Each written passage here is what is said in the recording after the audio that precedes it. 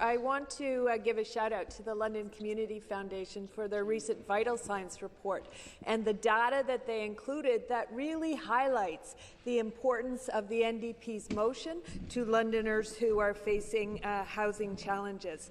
London Community Foundation reported that as of June 30th, 2024, there were over 7,200 households in our city. That's 15,000 people who are on the waiting list for subsidized housing in London. Meanwhile, over a 3-month period from April to June, only 80 households were placed in housing. At that rate, it will take 25 years to clear the wait list for subsidized housing. But we know that the wait lists are going to continue to grow.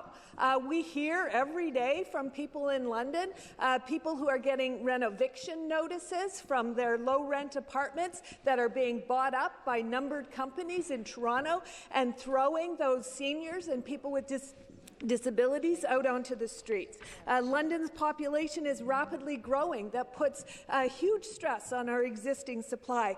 You know, last week, the Premier said that municipalities need to pick up their socks when it comes to fixing our housing crisis. But I want to tell you what's happening in London.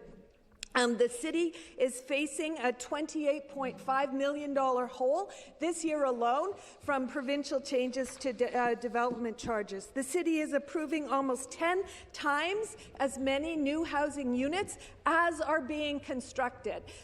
Permitting is not creating new housing units. We need a bold plan. We need a plan like like Homes Ontario that is going to bring non-market actors into together with the private sector to help solve the housing crisis that we are facing.